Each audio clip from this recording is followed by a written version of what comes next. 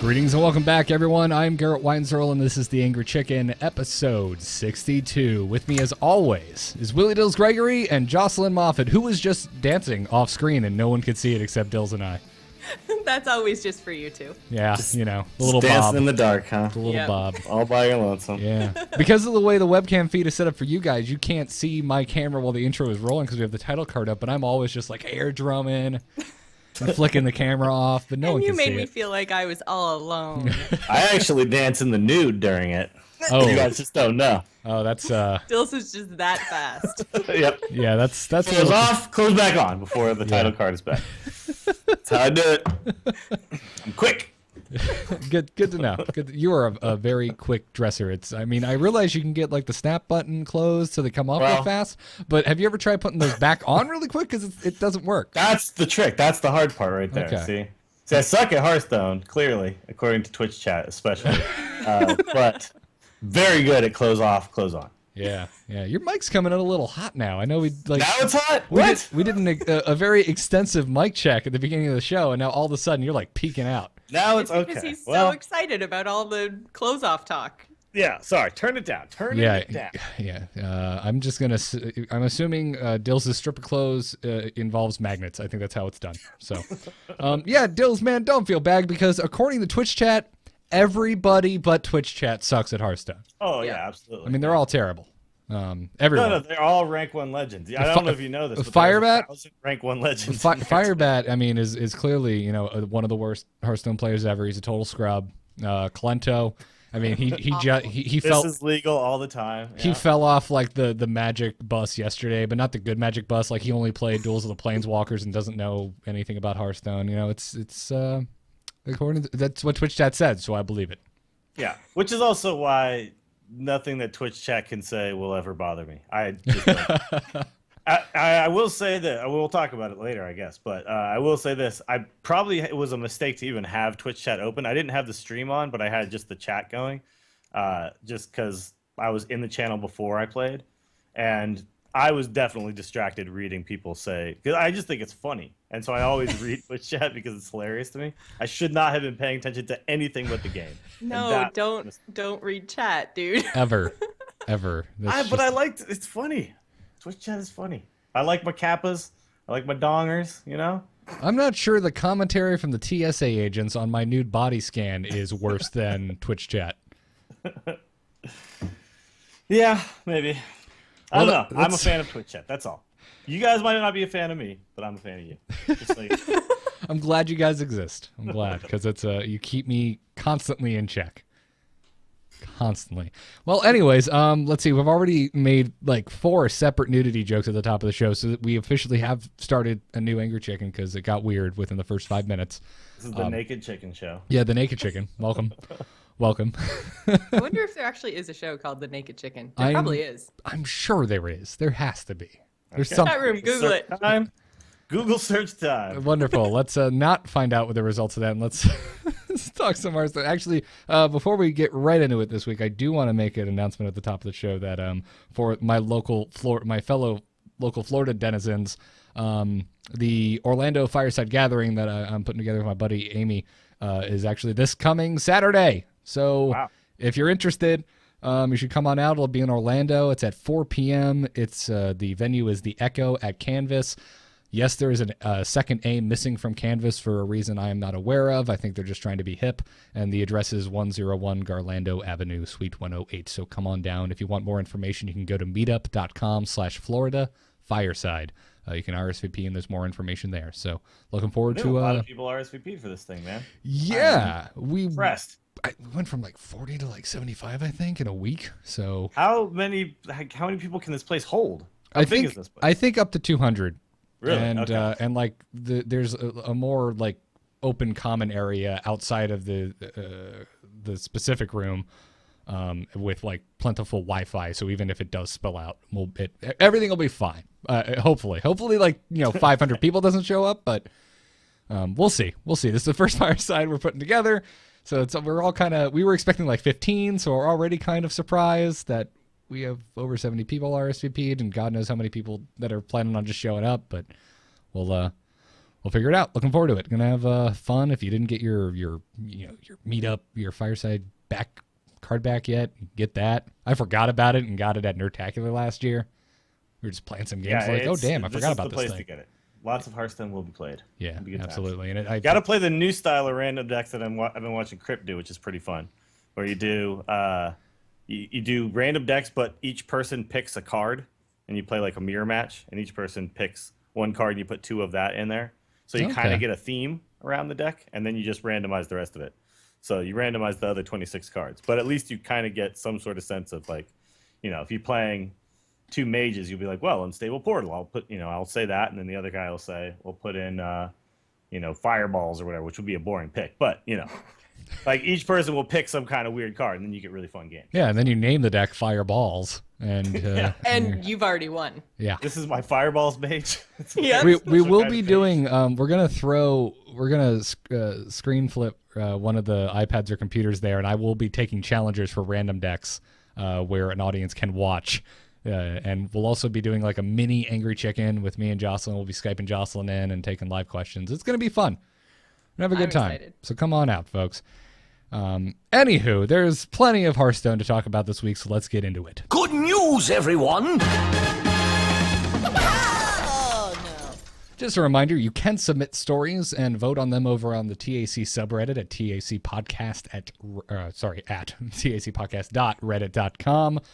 And obviously the big story this week is that the 2015 Hearthstone World Championship details has been announced, at least some of them. Put a little asterisk next to announce because it hasn't been fully detailed yet, and we're all still sitting here going, is there or is there not a BlizzCon? We'd really like to know. But at least there's going to be this. Whether Yes. there's BlizzCon or not, there will be a Hearthstone World Championship. That's cool. There's gonna be BlizzCon. I expect there's going to be a BlizzCon. I mean, come on, there's too much going on right now in the world of Blizzard. I want a date, damn have it, a so I BlizzCon. can plan my honeymoon accordingly since I'm getting married dangerously close to last year's BlizzCon date.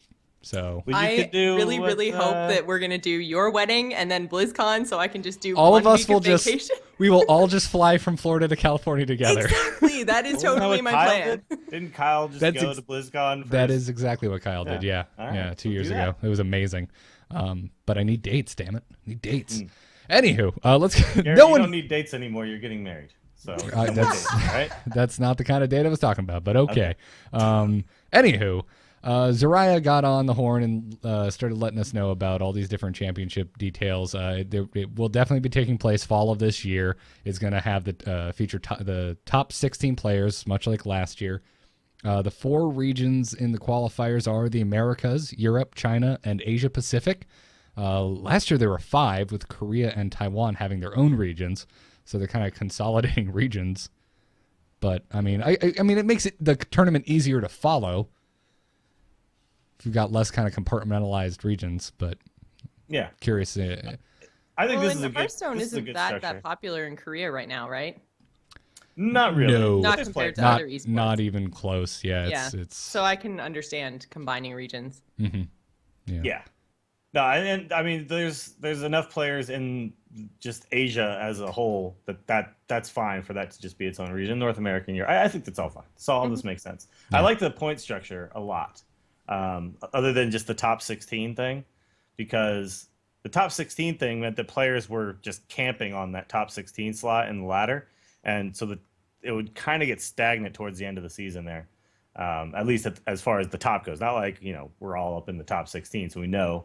But players would just sit on it. They wouldn't play anymore, And the way this works is you actually now get a lot of points for finishing number 1, and then you can get points all the way down to like 100. So you can actually try, like if you're, 8 or something like that, you can still try for 1 because there's still something to try for.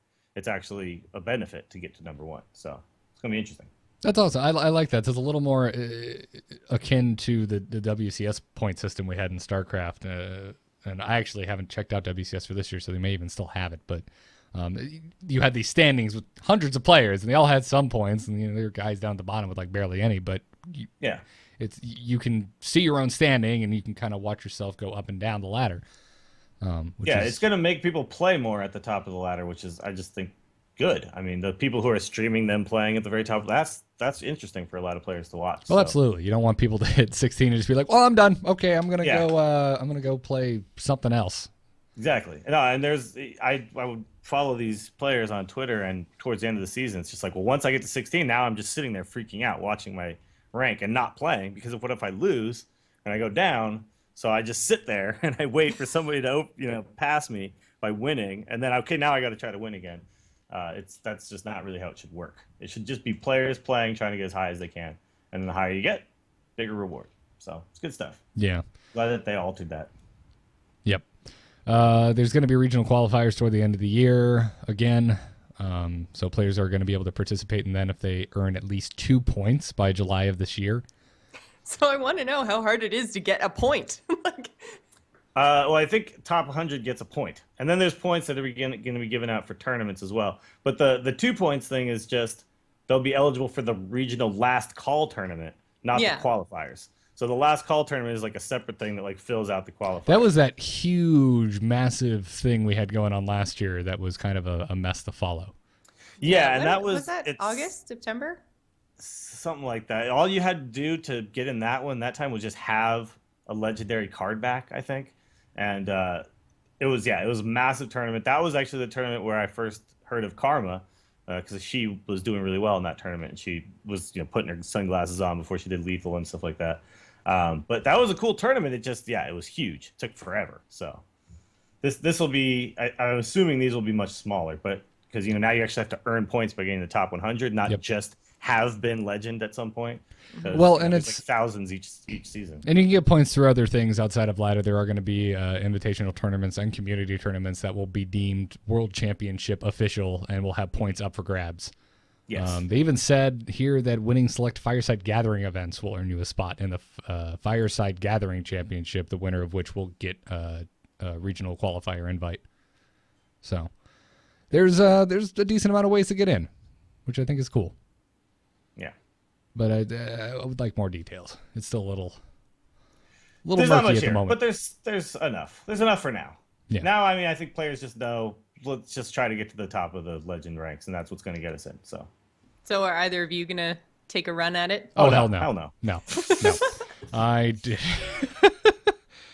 Are you crazy? That's the thing. I mean, we've talked about it here on the show before. The barrier to entry to, really making the push for high rank and legend and whatnot, when you're average Joes like us who, have day jobs and whatnot, it's kind of tough. Oh, no, I get it. I just didn't know if you were going to dedicate your nights to it or anything. Nope. No. Again, Jocelyn, I'm doing this thing called getting married this year, and it's slowly eating away at all of my free time. So it's all up to me then. I have to carry the team. I got it. All of our hopes and we're relying on dreams you, Jocelyn. rest on your Relying shoulders, you to take Jocelyn. Demolish your deck to the top. It's going to happen. Damn it. Right. Even if I get all the way to the top and then just play one game with the Demolisher deck so I can say it made it to the top. Awesome. You're just going to play Hunter all the way there and then one game of Zoo with Demolisher. Exactly. See? I did it. Throw everybody right off. Well, I'm rooting for you. All right, so let us know Thank how you. it goes. I'll keep you updated. All right. I went up like 5 ranks tonight, so Really? I'm there. Holy crap. What deck were you playing? Druid. Oh, Of course. That's actually everywhere right now. Are you Yeah. playing like fast Druid or is it the taunty? I don't know why we call it ramp, honestly, because Yeah, because that's what I was let's be playing. honest, Yep. all of the Druid decks play the ramp stuff. The same thing that the ramp. Yeah, that's the thing. The ramp plays. portion of the Druid decks seem to be incidental. It's like, well, these cards are Yeah. in here, and if I get them and they actually let me ramp into something, awesome. If I get to the end, I guess I'm just gonna get excess mana and draw a card. Like it's Yeah. just Yeah, it's incidental. It's not like the taunty version ramps more than the non. They both run 2 wild growths and 2 innervates. That is the ramp, and Yeah. that's in both versions. That's in all versions of Druid. So I don't understand why we're calling it ramp, but we should just call it taunt Druid. That's what it Yeah, is. it's pretty taunty. Yeah, one runs the Ancients There- of War and the Senjin Shield Masters and all that stuff, and one just runs double combo and just tries to kill you really fast. Yeah. To me, I feel like all Druid is like a control deck. There's just control Druid, and then there's like really, really control Druid. Yeah. Well, there's the taunt Druid is just kind of like, oh, you got through that one big taunt. Well, here's another, and then here's another, and they don't care about killing you. They don't care about the combo. It's just like, eventually, I'm just gonna win. It's like late game with this much health. It's like late game against a handlock without having to have all these taunt enablers. It's just like, well, they already have taunt built in, so have fun. Yeah. Essentially, every single person they played in the tournament today was playing that druid, the taunt druid deck. It's everywhere right now. Oh, it's so consistent. Yeah, it is. But here's the thing, though. I win if I draw Black Knight, and I lose if I don't draw Black Knight. So yeah, that's what makes that kind of. And also, like Druid, it's annoying to me too because it's like, let's say you play Druid against Druid, it's like the guy who drew Wild Growth wins, and the guy who didn't loses, and it's so even though it seems like a late game deck, it's so reliant on the first few turns. And it is, and I definitely found that with like, if I got a bad draw, it was just there's no recovering with that deck whatsoever. Yeah, You're you don't screwed. have the quality consecrate. You swipe and then one thing dies and everything else. Yeah. Goes. Like, all right, I tried. I've been playing aggro Pally. Whoa! With the secrets and stuff. Which has been no secrets. No secrets. It's like just Okay. all I've like seen a ton of the all- secrets, like Avenge and all that the stuff. good 2 and 3 drops you can get, and then like a sprinkling of. Obviously, you have your consecrates and Demolisher? your equality, and then you've got Sludge Belcher, Sylvanas, Tyrion on the high end, and that's but then, So like Undertaker, Death Rattle. no, Pally none of type that, stuff? none of that. Just No, value 2 and 3 drops, like your Okay. haunted creepers, knife jugglers. You got your muster for Yeah, battle yeah. in there, obviously. Obviously. I'm I have seen so much of that, not just Pally, but like Shaman and what else did I run into today? Shaman, Mage, and something else that I was like, wait, what are you doing? Like, what is actually happening right now? I was Yeah. I was talking to my friend Dean who hits legendary every season without fail, and because I kind of hit a wall leveling up, and I was like, well, what do you recommend? He's like, well, let me take a look at your paladin deck, and he's like, well, here's your problem. This is mid range, and you're below this certain threshold. It's gonna be nothing but aggro. You just have to out aggro the aggro. Yeah, it's true. When you're down at that point, like that's why it's just all Zoo and Hunter, and you can't really mess with it. So right now I'm at like rank 5 or 6 or something like that, and it's just all control. Every single deck is control, and so the games just go really really slow. And if you try to aggro, you just lose at this point. But Right. those early ranks, definitely you got to go with fast decks. Yeah, You absolutely. just have to. The games take way too long, so. Yeah, I'd been slacking out this season. I've been playing some arena and screwing around with friends, and then the Heroes patch came out, so I was playing a lot. Well, of yeah, I was Brawl. gonna say Heroes of the Storm has been kind of a big deal. Right Yeah, now, this so. past weekend I was like, I'm gonna do it. I gotta get back up in the single digits, so I went from 16 to 9 this weekend. Oh, nice. So Pretty good climb. yeah, it's fun weekend. It was a good time. Anyways, GameSpot put up an interview recently with Ben Brode, and there were some interesting tidbits from that talk. They hit all of the nerfs from the pre-GvG patch, which was interesting. They talked about the flare nerf. Ben Brode said that we felt like people were a little bit getting randomly screwed. His words, not mine, by Hunter. If you had a secrets deck, because it was no cost to hunters to remove them. He also said that now hunters need to make a sacrifice with flare, and that they need to make their deck worse against non-secret decks if they want to keep that advantage over secret decks. Yeah, but honestly, like Flare leaving the meta doesn't mean anything right now. It's not as good as it once was. What it was really good for when it was really big was it was good for the mirror match, because 1 mana to just draw a card is fine, but if you can get rid of the freezing trap at the same time, then that's great. So, it's a weird one. This is actually a really old interview. I'm surprised that they just posted this. I feel like I read this a long time ago. You didn't. They just posted it, but it was done before Goblins vs. Gnomes release, Okay. which is interesting. But there was No, see, I did read about all this stuff. Maybe it was posted somewhere else or something. I don't know. I'm sure I feel like I read all this stuff. I'm sure They he did a ton of interviews, though. He might have given the same information to different Oh. outlets. Okay, all right, that could be. But yeah, I just remember reading, hearing him talk about why they changed Flare, why they changed Auctioneer, and all that kind of stuff in another thing before. Because Auctioneer makes a lot of sense. I mean, you're about to put in spare parts. Yep. You're really going to leave a card like Auctioneer alone and just let it just go insane? Yeah. I mean, the most interesting thing that came out of this interview was because they brought up Undertaker not being nerfed. Yeah. And he said basically what we've been saying on the show, which is that, yeah, he feels really powerful if your opponent gets the perfect opening hand, but he's hot garbage in the late game. It's true. The issue that I have though, and I do feel like Undertaker should be altered in some way. I feel like there's a few cards that right now need to be altered just a little bit, not crazy, but just a little bit. Undertaker is so powerful when it is drawn in the early game, and because it's 1 mana that you can really just mulligan heavy for it, that the games where it does get played on turn 1 are just altered so drastically that it like those particular games just aren't fun anymore. Like the kind of the back and forth is taken out, and now it's just, well, did I draw the answer to it or did I not? Okay, well, game's over then. And that's really not that interesting as far as, they always talk about they want the back and forth and the small victories and everything. And those games just don't have that.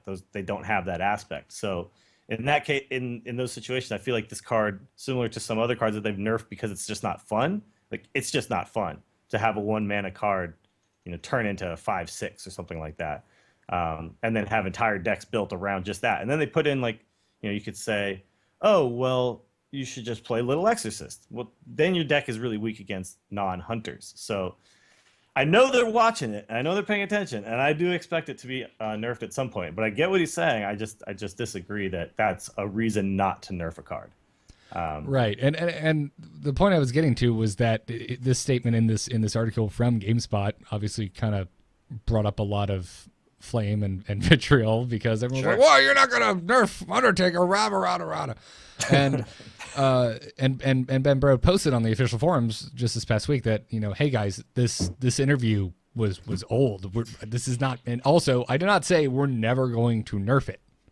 Yeah. That's not what he said. He said, quote, "Things have changed a lot in the meta, and we've been paying a lot of attention to Undertaker since I gave that interview. I just wanted to make sure you guys know that a lot of careful research goes into this stuff. We're always keeping an eye on things, and we'll make changes when they're necessary." Yeah. Which, it's fine. I'm not upset at all. But I do believe that at some point we'll see that card changed, because it just is... like, if they look at the stats, and, I know they look at the stats of, when a card is not necessarily drawn, but when it's played, how is the difference in win rate on that? But I think with this card, you need to look at when this card is played on turn 1, what's the win rate at that point? Because just having a game where a turn 1 just decides the game, that's not very fun. It shouldn't really work that way. And it's like, if they play it on turn 1, they win, unless I have an owl or a dark bomb or backstab or something like that. And then, a lot of people are building their decks around having those particular things. Zombie Chow is really big because of Undertaker, essentially. And that's not really, people are altering their decks around a single card, and that kind of sucks, I think. So. No, agreed. Do you have a change that you would like to see made to it off the top of your head? There's a few that they could do. They could make it just a 1/1. They could make it a 2/1. They could make it... not get health but get attack. I mean, a lot of these things would be, if it was a 1/2 and it didn't get health but it got attack every time it died, it wouldn't be a huge swingy card. It would just be a card that's very aggro. If they did that, I wouldn't even mind them giving it 3 health, because it's the 4 health. That's the point. It's of no return. It's just like, well, there's no easy way to deal with this. It's a mana worm at that point. Yeah, right? That just gets buffed by something else. So yeah. Like I like playing my paladin, it's like, well, I hope I went second, so I have the coin, and I unfortunately got a True Silver Champion on my opening hand. That's what I hope for when I see the Undertaker opening, and I shouldn't want that. That's terrible. Boy, I hope I get tails on the coin flip. Yeah, I know, it's weird. It's really bizarre, and that's I don't like this game kind of has this style, right? And the style is a lot of trading back and forth. I think the fact that you don't just swing face and then decide who blocks and all that kind of stuff makes the game really trade heavy, and that's a fun style, right? And then you've got these cards that just take away from that style completely. Absolutely. And make the game very one-sided. This guy's just playing solitaire. If he draws perfectly, he wins. Yeah, so. No, I absolutely agree, man. That's one of the really great things that sets Hearthstone apart from games like Magic. But Jocelyn, you always say you don't want nerfs at all. I hate card nerfs so much. But don't you feel like it's just a little bit like you're closing yourself off if you just say, just don't nerf any cards, just always introduce... I believe in the people, Dills. I believe that we can find solutions. Well, the solution is that Undertaker decks are good to play, so everyone just keeps playing them. No, yeah, we I know, do find but solutions, I don't think it's that stale. decks. I haven't seen Undertaker that much lately. I think it got mixed up with GvG, and I like the way that it's going. And I think that what happened with the GvG cards that they brought out in order to deal with Undertaker is that they didn't work as effectively as they should have. And so I think that that's why Ben came out and said, we're still keeping an eye on things. But I do really like that he's like, we'll make changes when they're necessary, because I want them to take a lot of time and really think about any changes that they make to cards. And I would rather see more cards come out as potential counters than just nerfing what we've already got. I'd agree with you if the iteration process was significantly faster. Well, and we still don't exactly know what it's going to be like, which I think is the next little bit here. It's Blizzard. We kind of know. Well, like a little bit. A little bit. Like, it's not next month. GvG announced, and then we got it like in December. Like, it was like November, boom, GvG, and it's coming December, boom. Right. But yeah, we're not. It's going to be a decent amount of time before new cards are introduced. So.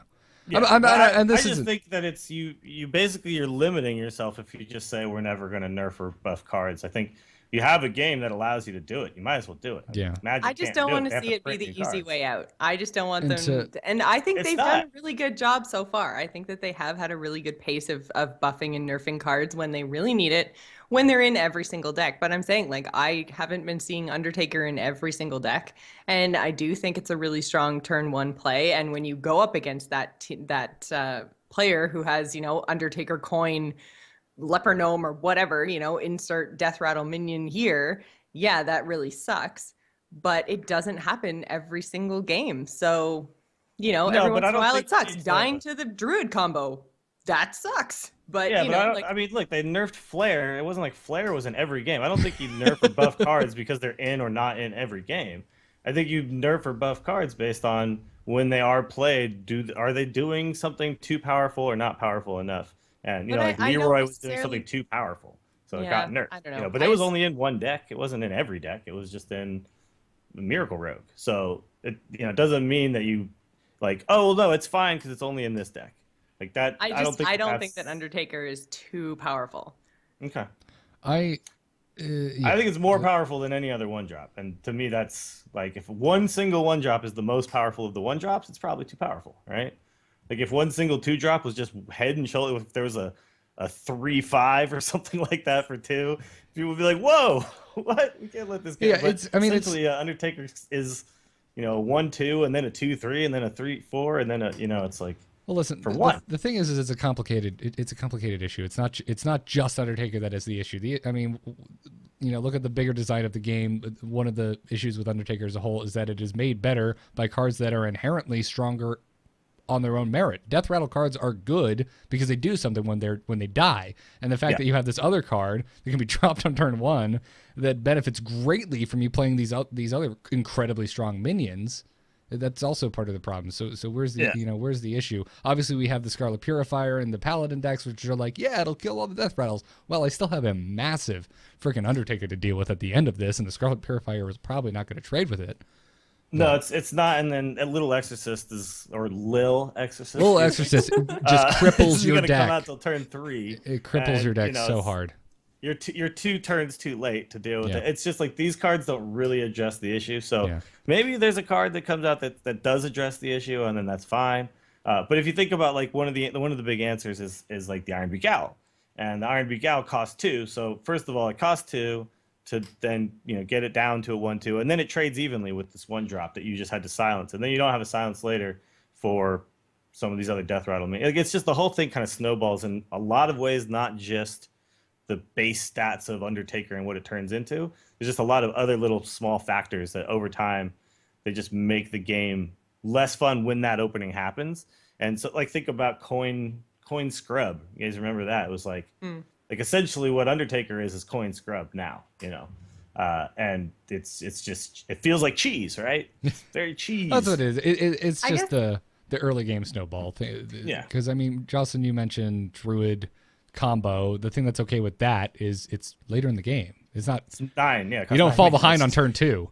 Yeah. No, I know, but okay. I guess I just have a lot of faith in Blizzard that, I mean, we've had Undertaker since July, if it hasn't been nerfed yet, and they have been watching it closely because people have been complaining about it since July. So we're going into, 7 months of this card now. So as much as those Undertaker games when everything lines up for your opponent really, really suck, they probably just stick out in your head and maybe don't actually happen as often as we think that they happen.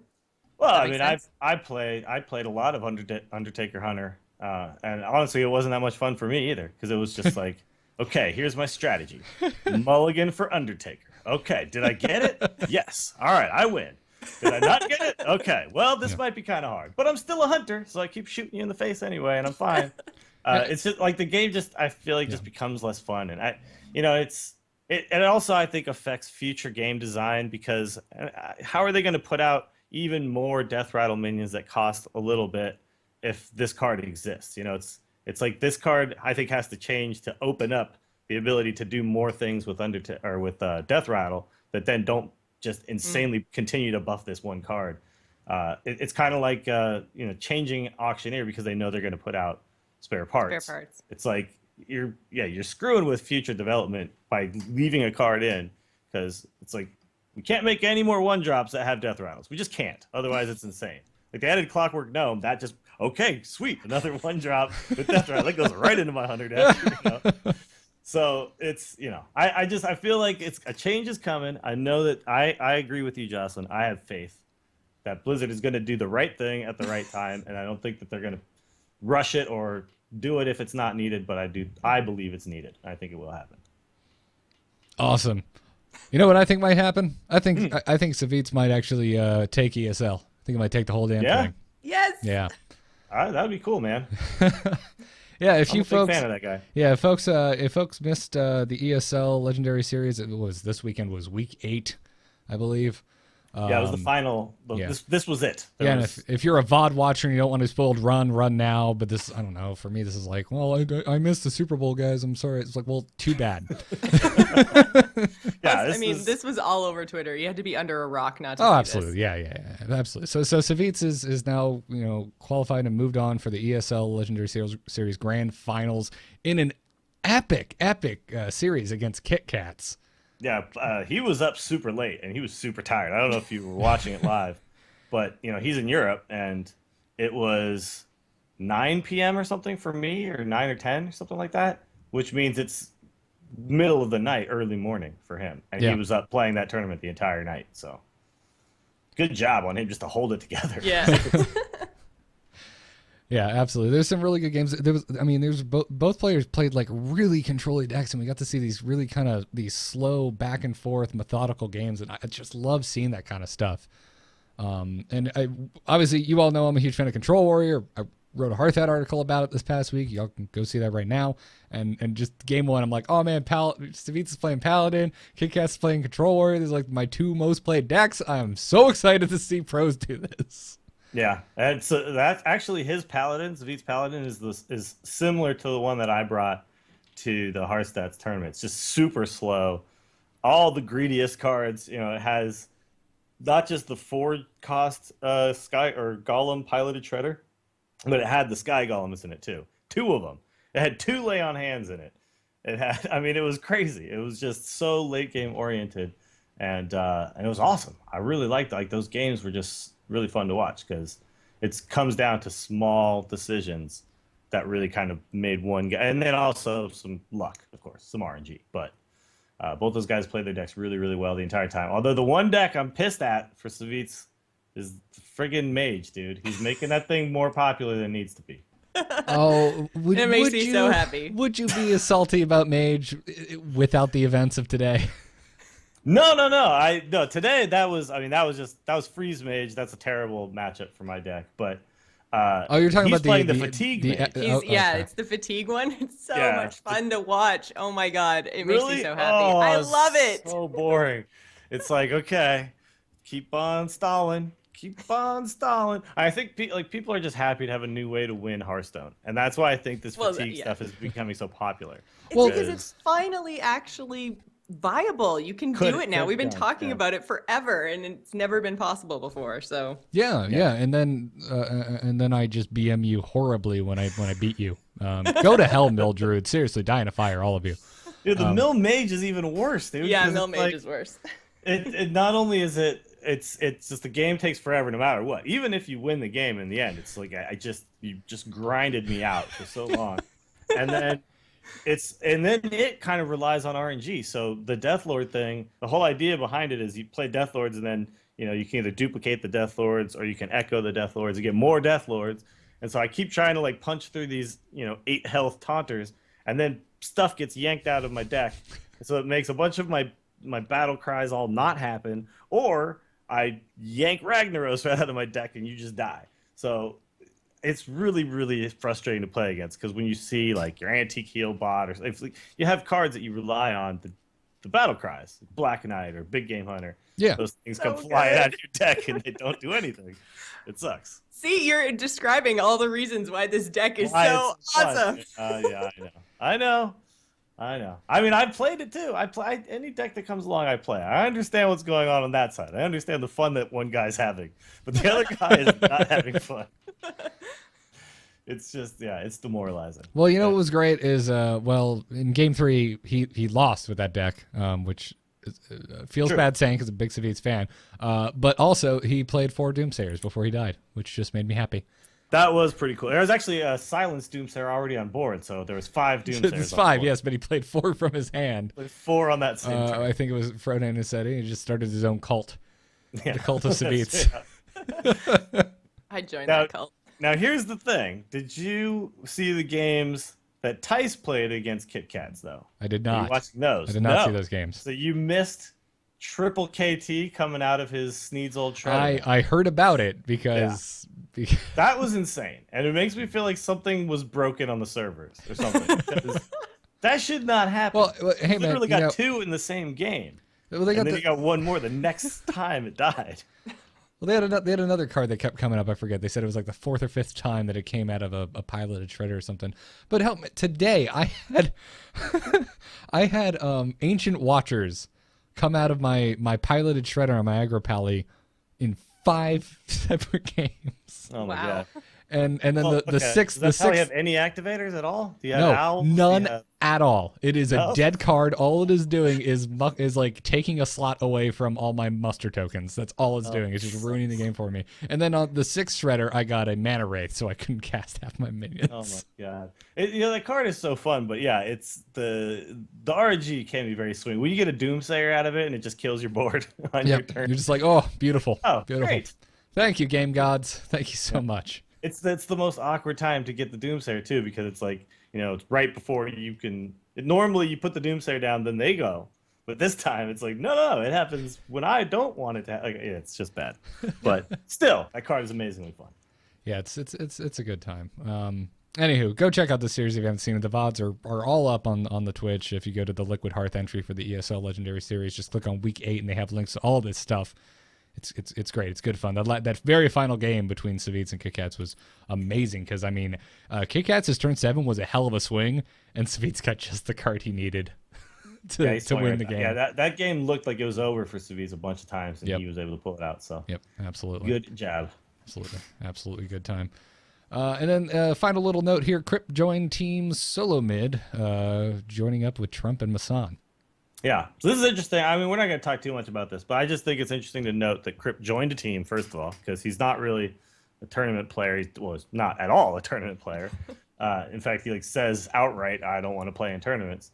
And he just likes to mess around with weird decks and stuff. And, he was playing a warrior deck that had all of the bombers in it. Bomb Lobber, Mad Bomber, Matter Bomber. That's what he does, He likes to do weird stuff. So really what this means, though, to me is that Team Solo Mid is still a League of Legends team.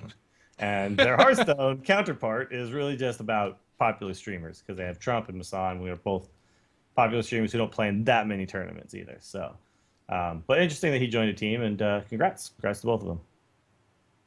Awesome. Good for them. Let's move into this week's strategies. Hit it very hard. Wanna blow something up?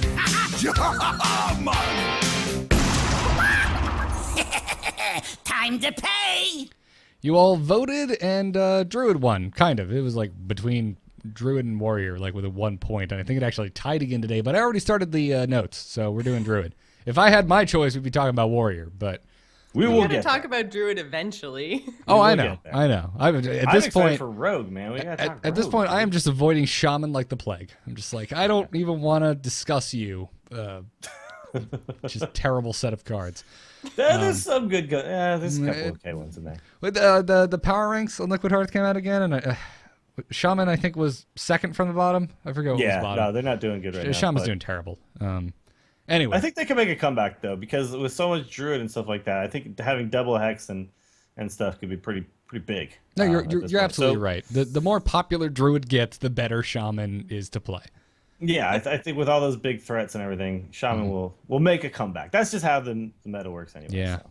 I mean, Oh, by the way, Naked Chicken, co.com is actually apparently a restaurant, and if you want, you can make your own franchise of the Naked Chicken Co. So Really? yeah, go check out their website and maybe start up your own Naked Chicken. I think we in just your need town. to kickstart the Angry Chicken Tavern, and we'll just open it up. And What we should do is we should open our own Naked Chicken, and we just have like lots of like really good internet, and it's just a place, it's just constant fireside gathering going on at our Naked every Angry Chicken will be recorded live from behind the fryer. Yeah, exactly. That'd It'll be be great. the That'd be Angry a good time. Chicken's Naked Chicken. Anyways, we are here to talk about Druid cards. The voting is not up for next week, but you'll be able to go to tinyurl.com/TAC63.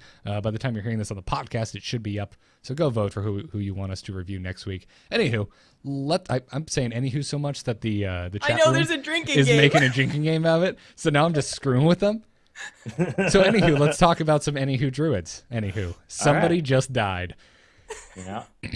First up, because we go in alphabetical order, is Anodized Robocub, who is a 2-mana common mech minion. He has 2 attack, 2 health, or she. I just say he just for the sake of it. I don't know. Yeah, it's a It's robot. an androgynous RoboCop. It- You cannot tell. It's a robot, guys. Yeah. It's a robot. It's a 2/2 for Robots 2. can be male or female. Come on. Didn't you ever? And I feel like we're about to get a very personal Dills story right Never now. mind. Don't worry about it. anyways, it reads taunt, choose 1, +1 attack, or +1 health. So it's a 2/2 with taunt, and you can actually choose to make it a 3/2 or a 2/3. Yep.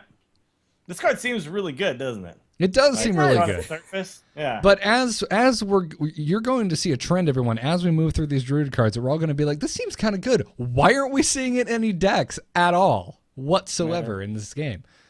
Yes, Anodized Robocub on the surface seems really great. It has the choice feature, which is one of the things that makes Druid unique, and I think one of the best things about the class, which is these cards that you cast it and then you get the split card and you get to pick what you want to do.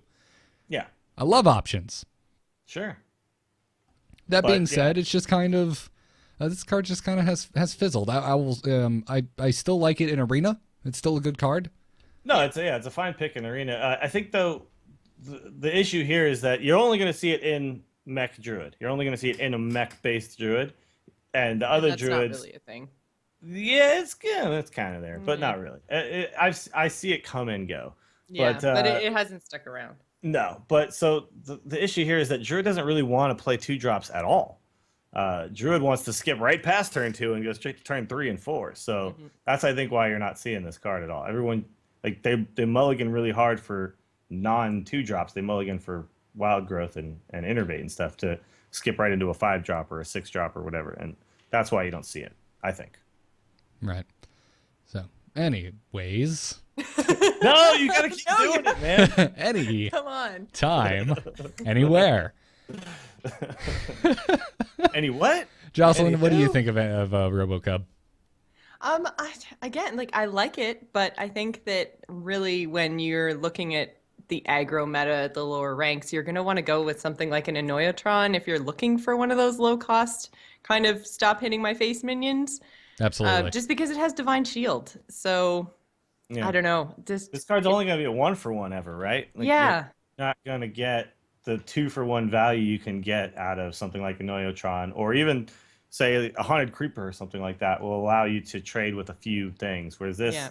pretty much you're going to get one guy with it, even if it's Yeah. a 2/3. So the verdict And is Zombie for- Chow's a 2/3 for 1 mana, so let's just put that in if we're worried about aggro, right? Exactly, Yep. exactly. So the verdict is, as far as Constructed is concerned, doesn't really have a home right now. May in the future if Mech Druid ever becomes a thing. and totally fine pick for Arena. Absolutely Yeah. fine. It's a 2-drop. I like it in Arena, yeah. And you can make it a 3-2, and it has taunt, which a lot of I can't think of any 3-2s with taunt on the 2-drop scale. No, that's it. So I know Dills, you don't really value taunt a lot, but it's something. It's there. No, taunt's fine. I just think certain taunt, like what you don't want to pay for to get taunt is you don't want to pay for taunt with stats. And this doesn't really pay for it with stats because you're still getting 5 stats for 2 mana, which is correct. That's what you're supposed to get. So Absolutely. this card is absolutely fine. And the cool thing about it in Arena is you get to decide how to best counter whatever the other guy plays. So like, let's say he plays his own 2/3. I can now play this as a 2/3, and then I have my hero power to follow up. Maybe I can actually trade and keep my guy alive, or I could play it as a 3/2 if, say, I need to trade up with a 3-drop or something like that. So the fact that you could choose is very valuable in Arena, I think. Absolutely. And if your opponent misses the drop, just 3-2 all the time. No reason not to. Yeah, exactly. Just put it out there as something that can trade with the next drop, essentially. Yeah. Yep. The next card we're going to talk about is Dark Whispers. It is a 6-mana epic spell, and it reads, choose one, summon 5 wisps, or give a minion +5/+5 and taunt. I want to love this card so much. It's a cool card, isn't it? It is. I mean, it is a cool card. Like, and it's got, the like Archimon being attacked by wisps there, with the horn being blown, and the Warcraft 3 nerd in me just loves everything about this. The problem is this is just a bad card. it costs too much. It's just, for what it does. Yeah.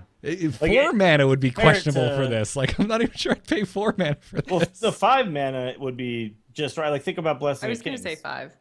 Blessing of Kings is a 4/4 for 4, right? Essentially, that you put on something you don't have the option. Right. This would be a 5/5 for 5 always. The fact that you can choose, I guess, is what makes it okay to make it cost 6. The thing, I don't know. I think in Blessing this of case, you're almost paying a mana for taunt. Because if you're giving the 5/5, you get the 5/5 and taunt. And So the I think taunt, that they've yeah, I guess given so. 1 mana to the taunt factor.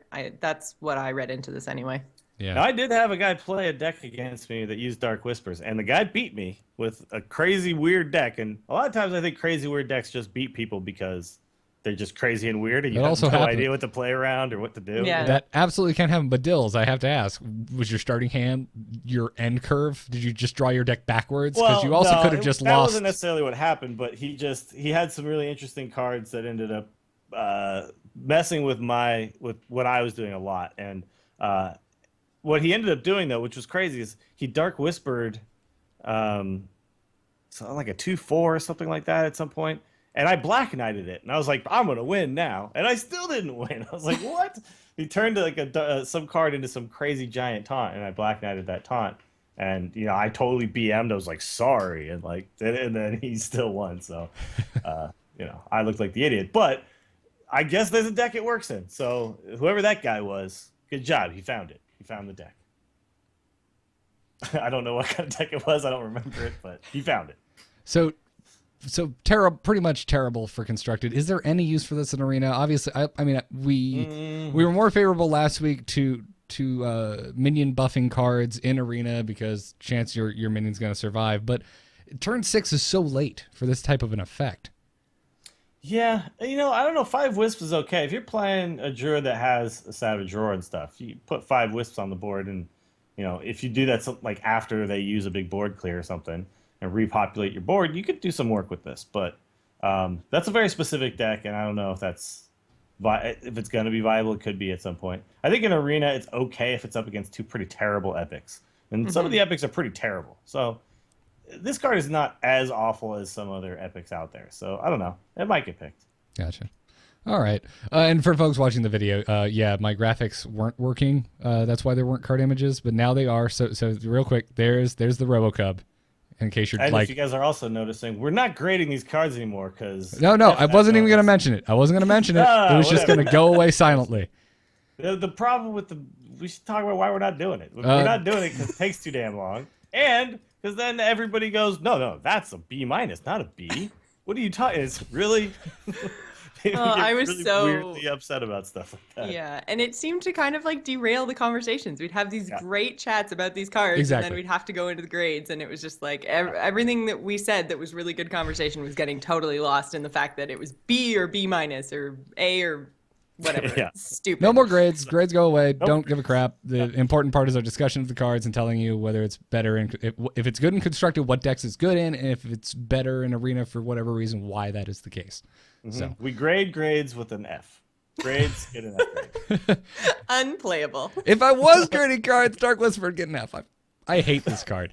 Druid of the Fang is the next card up. It is a 5-mana common minion. It has 4 attack, 4 health, and a battle cry that reads, if you have a beast, transform this minion into a 7/7. This is a card that we previewed before Goblins vs. Gnomes came out, and I think we were all pretty excited about it, but we were unsure how it was going to actually work out when Goblins vs. Gnomes released, and it turns out not very well at all. Because there's just no damn beasts, like not enough of them. Beast Druid never became a thing, and I think we were excited because there was the legendaries of Beast, and then Druid of the Claw. Both forms got the Beast. Yeah, they moniker added at the bottom. Yes, they added the affix to the bottom of Druid of the Claw, and but yeah, the real issue is that there's just not enough beast available to Druid to make Druid of the Fang worth playing. Yeah. Yeah, no, it's you can't play this card based on the fact that you're playing those 2 cards, and not to mention the fact it's also a 5-drop. So you're now saying, okay, well, I'm putting a 5-drop in based on my 5-drops. Like that doesn't make any sense to me. So I'm glad this card's in there. I feel like it could work if maybe they made it a even stronger 6-drop. So it would be something like I play my Druid of the Claw into my Druid of the Fang type of thing, but that's not going to happen without the coin at this point. And if it was stronger, well, it's already over 7 attacks, so it dies to BGH. So yeah, but I mean, I don't know. You could do something else with it rather than making it a 7/7 or an 8/8 or whatever. You could do something else with it to make it like a 6/15 stronger based on that. Sure, it's a 6/15. No, I like that they put this card in there because if you guys remember Wailing Caverns, Druid of the Fangs were all over the place in World of Warcraft. I do. Yeah, and that's exactly what they do. They start out as druids and then they turn into like snakes and stuff. So this card fits the lore very well. Good job, Ben Brode, but no. Doesn't fit the deck all that great. Doesn't fit the game of Hearthstone. No, and in Arena, this card's just kind of bad because if you don't get a bunch of beasts, you're playing an underpowered 5-drop. Now I have picked it once, and that was because I already had a ton. Like I had like 3 Jungle Panthers and a Stranglethorn Tiger, and I was like, well, okay, all right. Did it work? This bad way. I actually got to be a 7/7 2 times, and both times in Arena 7/7 is awesome because they're not guaranteed to be running BGH. So that's okay in Arena. Like that's why something like the 7/7 tank with Divine Shield, Force Tank Max. That's a good card in Arena because you can't just say, oh, well, it gets BGH. Yeah. People have to get a BGH for it to work. So yeah. This card is fine in Arena. It's only when you've already drafted a bunch of That's beasts. the thing. That's the thing. This card, looking at it by itself in Arena is a pretty bad card. But if you find it late in your draft and you have a lot of beasts, it's absolutely worth picking up. Yeah. I agree. Any final thoughts, Jocelyn? Nope. Sorry. None. Awesome. Grove Tender is up next. It's a 3-mana minion. It's rare, and it has 2 attack, 4 health, and reads, choose one. I'm excited already. It says choose one. Give each player a mana crystal, or each player draws a card. Another card I was really excited about, and honestly, I still like. It just doesn't really have a home. I'm seeing it in Mill Druid, which just makes me hate it more. Because I hate Mill Druid. It's still weird even in that, though. It doesn't do enough in Mill, Like Naturalized draw 2 and the Murloc draw 2. Like those really mill people, When you just give them 1 card, I don't know, it just doesn't seem to do enough to me. So I actually was playing the Mill Druid and I ended up taking this thing out. I was like, I guess it fits what I'm trying to do, but it didn't do enough for me, The interesting thing is the mana crystal is actually usable that same turn. It is. It's like a coin. So yeah. So if you have 4 mana and you play this and give yourself the mana crystal, you have 2 mana left. Right. Well, when you think about what am I thinking about? Wild Growth, it specifically states empty mana crystal. Mm-hmm. This just says mana crystal. Yes. Yeah. If it says just mana crystal, that means it's playable on that. So Nourish is the other one where you could actually get 3 mana crystals or something like that, or 2 mana crystals.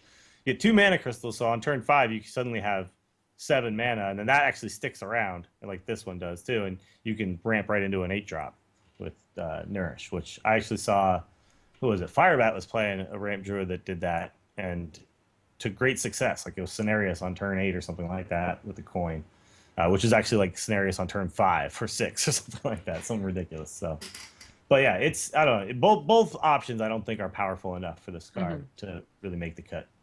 Yeah. What about you? As far as Arena is concerned, I like Grove Tender. Yeah, it's okay. I mean, it's 2/4. It trades with 2-drops and lives.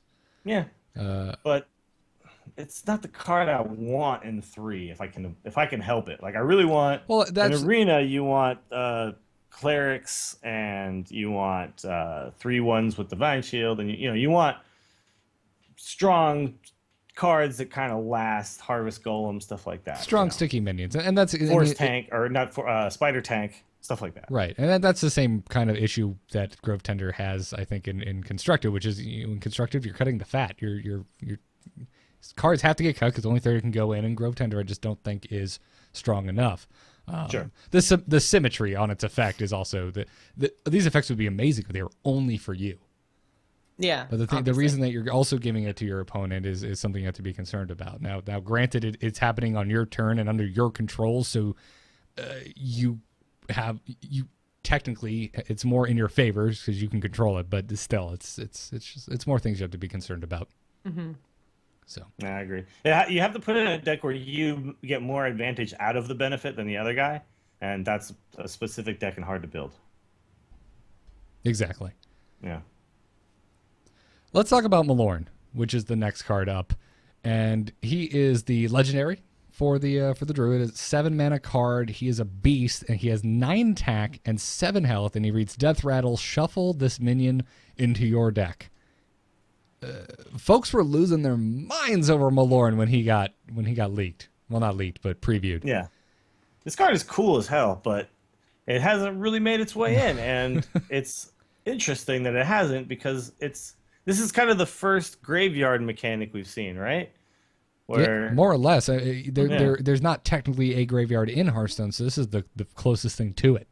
Yeah, like essentially, if this was Magic, it would read, when this card dies, it immediately shuffles itself from your graveyard into your deck or whatever. Shuffle, just shuffle. It could honestly read just this. I mean, just shuffle into your deck. It could, yeah. But that, in Magic, you mention graveyards whenever you have stuff that comes out of them. This is essentially doing that, and it's a cool concept and it's a cool idea, and I hope we see more stuff like this.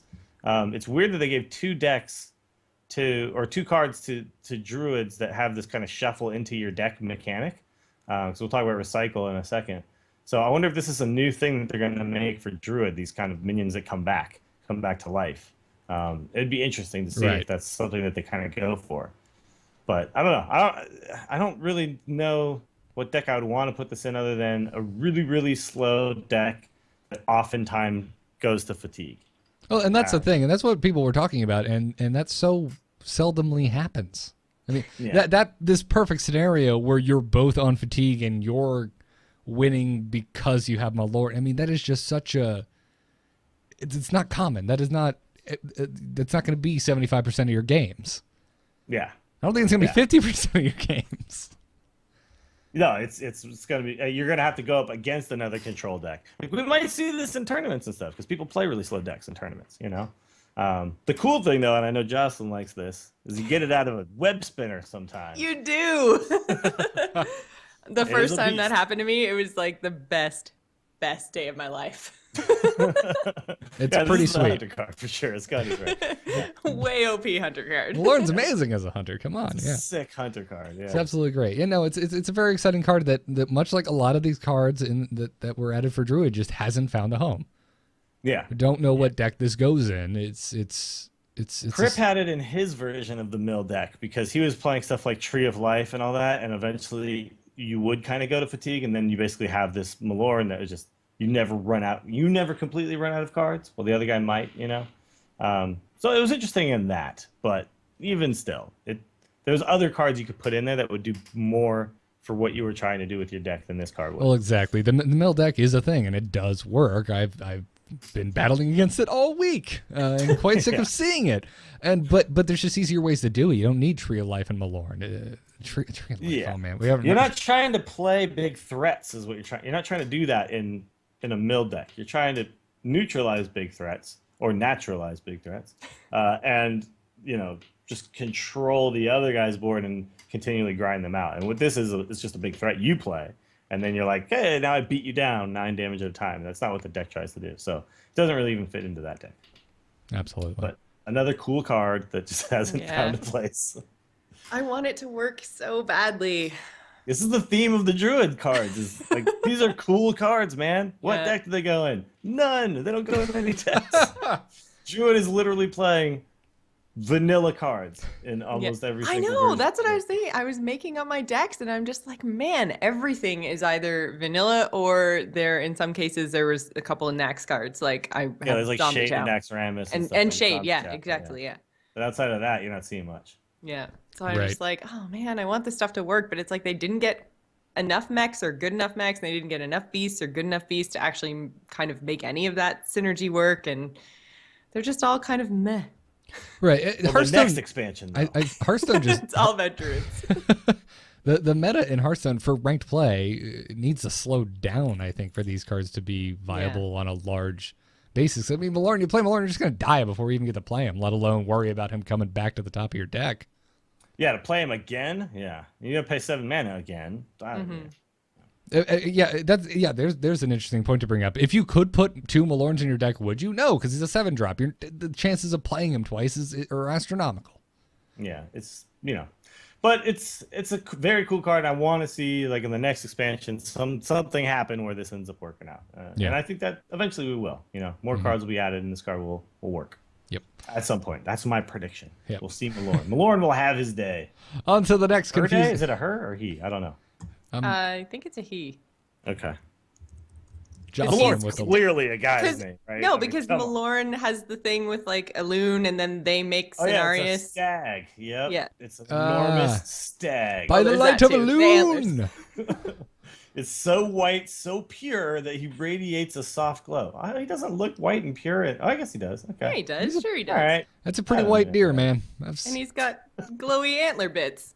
Glowy antler bits. All right. We have the show title, folks. It is done. He's moving on to the next confusing card.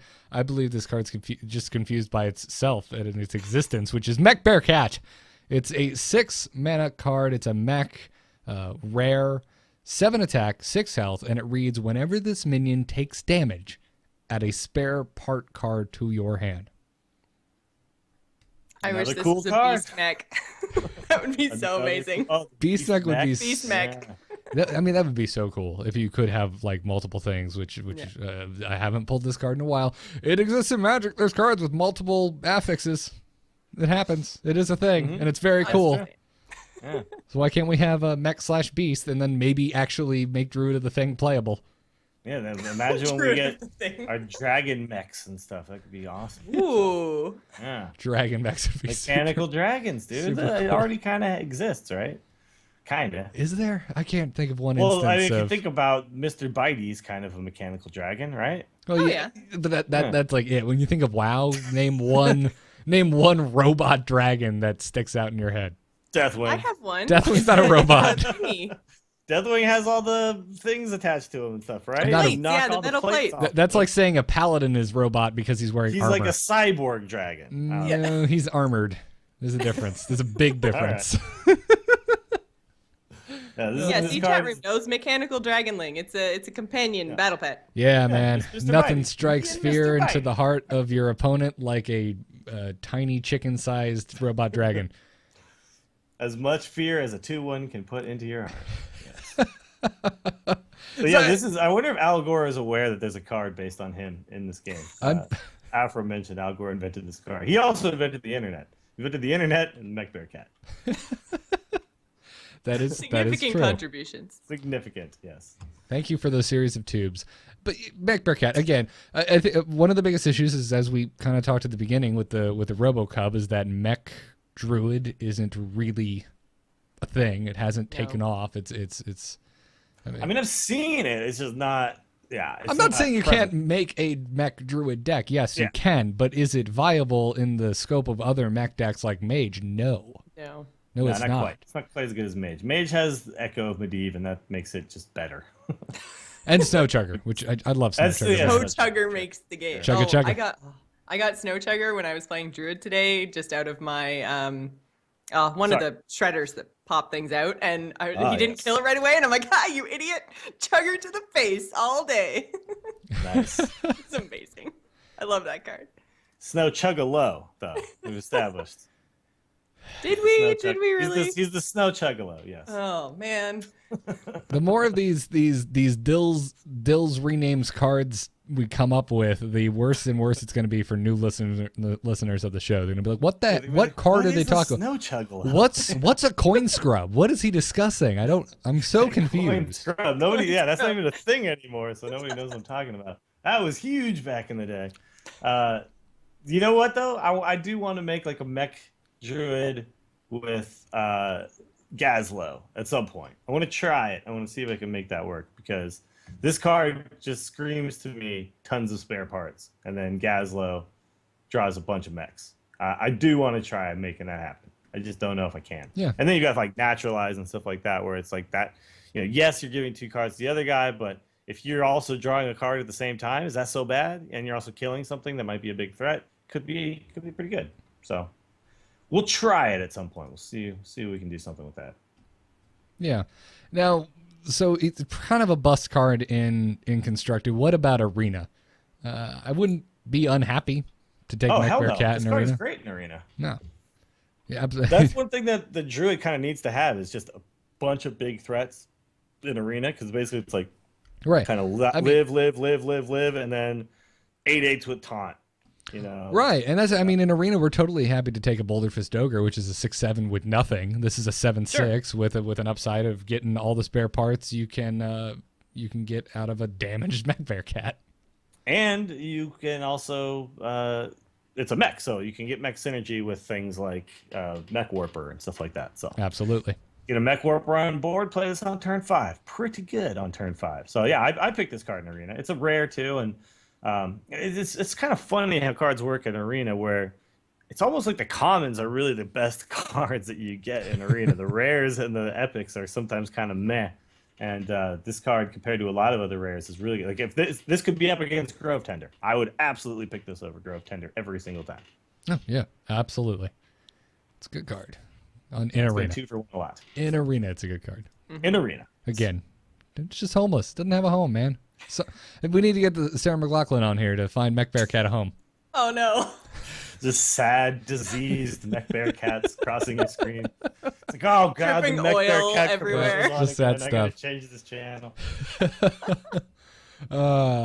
Let's talk about Recycle. Really interesting card. It's a 6-mana rare spell for Druids, and it reads: shuffle an enemy minion into your opponent's deck. So this is the first real, well, not first real. I mean, Sap is a bounce spell. Sap, but that goes into your hand. In your hand, so yeah. Recycle bounces it into the deck in a random location in the deck, which is super cool. And this feels so much like blue cards from Magic the Gathering that it excites me. However, again, we're not really seeing Recycle played in ranked. No, it costs too much, and it's. Yes, it kills something, but it doesn't really kill it. It can come back later. It doesn't just remove but the good thing about it is, like, something that has a death rattle that's really tough to deal with, like Sylvanas. The death rattle doesn't go off because it doesn't die. It just goes into your deck. Absolutely. So, that is the one point that really needs to be brought up with this. Tyrion, another great example. Sure, yeah. Something Tyrion, you really take don't. It off. Yeah, something you want to get rid of, but really don't want to kill because of the death rattle effect. Yeah, so I think that you could have a really, really slow Druid at some point. And I think, we're a few cards away from it really being viable, but at some point I think you will see really, really slow Druids that have Recycle. Imagine how cool this card would be, though, if it was like shuffle it into your own deck. Like that you kill really it and then you take it and then you have it now at some point. That kind of stuff I think would be awesome. I wish it did that. That would be very cool. No. I mean, granted, it already is insanely better than Sap. Obviously, Sap's way cheaper, But Well, Well, that's the thing, what sap 6 is good mana. for. Yeah. So much. yeah, So 6 So- expensive. The rogue deck that I was playing today ran 2 saps, and I actually had to sap Dr. Boom twice. And I actually was supposed to win that game with still sapping Dr. Boom twice, just because of the fact that I spent 2 mana to do it, and then he spends 7 mana to play it again. And I'm able to spend 2 mana and then 5 more mana on turn 7. He has to then pay the entire cost of Dr. Boom again. Dr. Boom isn't the best sap target, by the way. No, He's no, kinda 'cause forced into that situation. you're getting, no, he's still Yeah. getting his bomb value. In that time, I've never seen so many boom bots in a single game of Hearthstone in my life. No. And his boombots wrecked me too. And one of the when it was his Dr. Boom against my Dr. Boom, I got absolutely wrecked by boombots. But Destroyed. yeah, Destroyed. But no, but I mean, I think sap is a great card, and it's just a huge tempo swing when you can sap like a 7 or an 8 drop.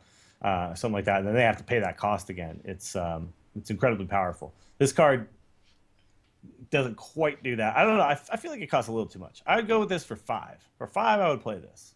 For 6, I don't know. Fair enough. Yeah. Jocelyn, I'm going to barter with you here. Can we nerf Undertaker if we buff Recycle? We're trading off. I'm going to level with you here.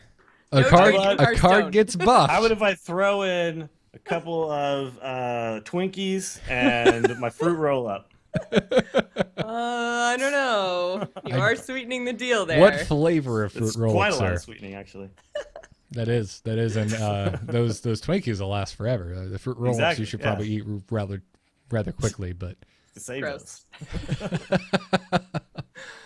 I don't know. I mean, we've said that about quite a lot of these cards is, like, oh, if just this little tweak or if it just did this thing or, it would be so good. It's like, yeah, but they can't all be so good.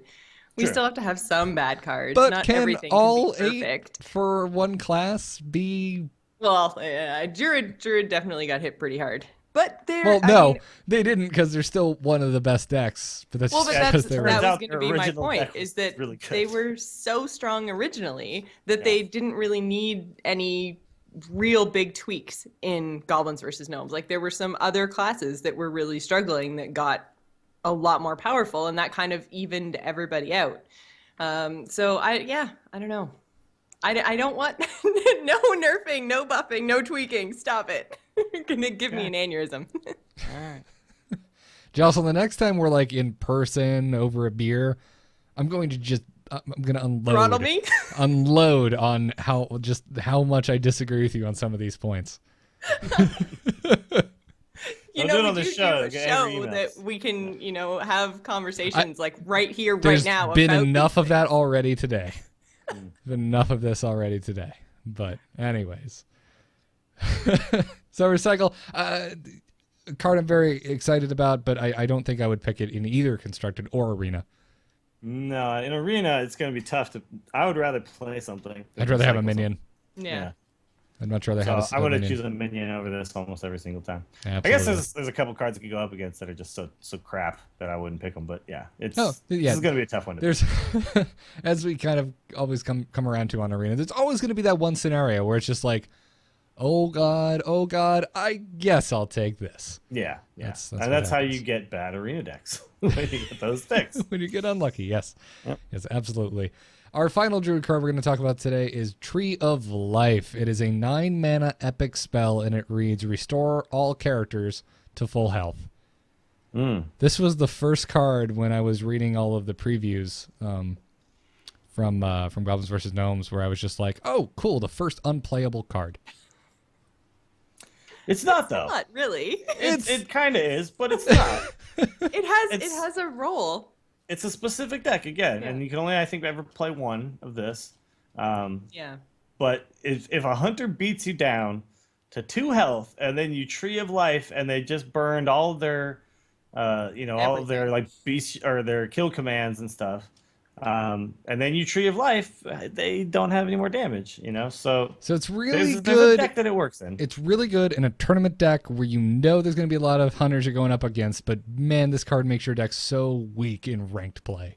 The thing is, it's not going to go in it's not going to go in a standard deck that just plays minions out. It's going to go in a deck that's very specifically trying to get to a point where it draws through the entire deck, and then at some point Trees of Life back to to full, and that's the kind of deck this will work in. So it's just it needs a deck that is built for this card. It's just not going to go in a deck that's just on this turn I play a minion, and then on this turn I play a minion, and this turn I play a minion. Like that's not going to work.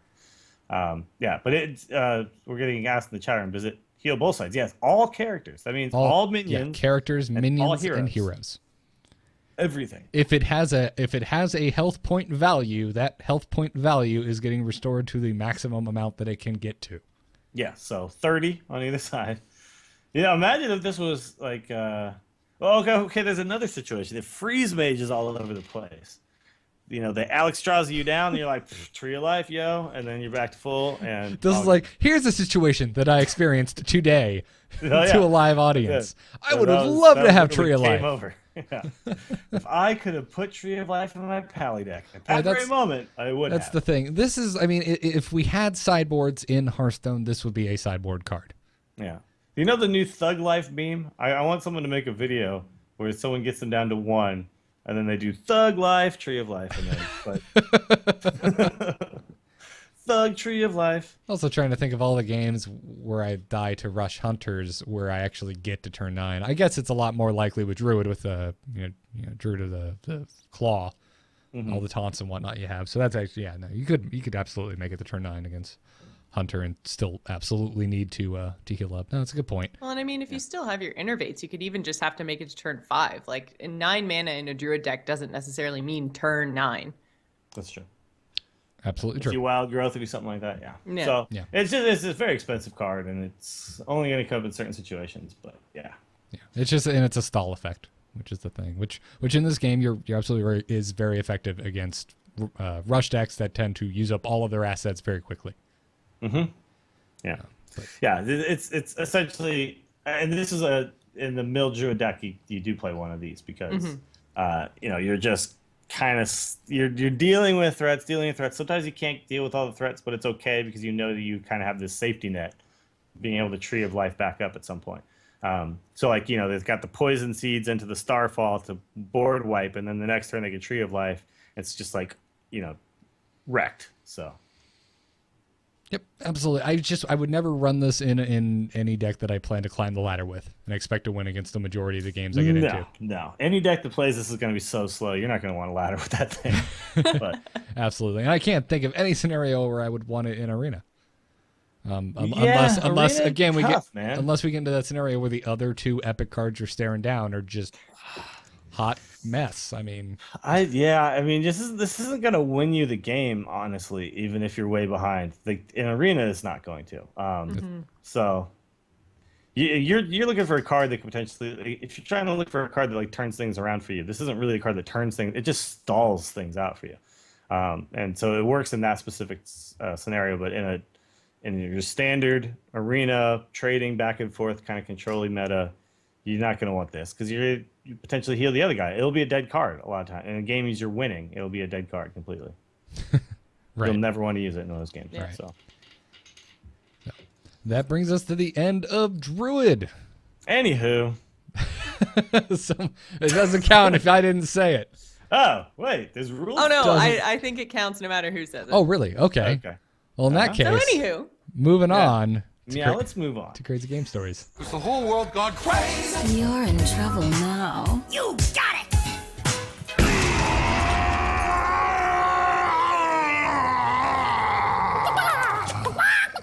Today's scream brought to you by the story Dills is about to tell. Oh boy. That was the sound of me today. The turn after I realized that I had lethal. That's the noise that I made inside my head. I'm gonna stop you right there. That was the sound of me watching you today at my monitor, just like. See, I mean, I'm sure everyone in the world could see the lethal except for me, right at that very moment. It's a lot of pressure, though. Well, I didn't feel pressure. Here's what happened. I got tunnel vision on a specific thing about the turn, which was essentially that I had to trade one of my 5/5s to get through this taunt, because he played the 5/10 taunt. So essentially, the situation is I had trade Prince Gallywix and what else did I have? A Lotheb or something like that on the board, and he played Ancient of War, and I had in my hand the Tinker's Sharp Sword Oil. Yeah, you like top And- decked it or something, didn't you? Yeah, No, you no, no. did. I had that. I had that already. I What was think. the top deck? No, what I ended up doing was I ended up sprinting, and then I even still had lethal because I had both of my preps in hand as well. But I didn't see the other prep because I again got like tunnel visioned onto the other things I was already, So what I needed to do is I needed to do the play. Well, first of all, I needed to not sprint. I needed to just kill him. Because all I had to do, and it wasn't like the simplest of lethals. I mean, this is the thing. No, I'll say this. The casters took forever to notice Yeah. it, and Yeah, they didn't notice it right away. I'm sure Twitch chat. There's always some guy in Twitch chat who notices it right away. And No, everyone absolutely, like no, goes, yeah. "Oh yeah, there it is." And, I didn't notice it. we right all saw it. We all totally saw it. I didn't notice it until Twitch chat said something, and it was probably Yeah. another good 30, 40 seconds until the casters even. Well, all I had to do was I just had to backstab.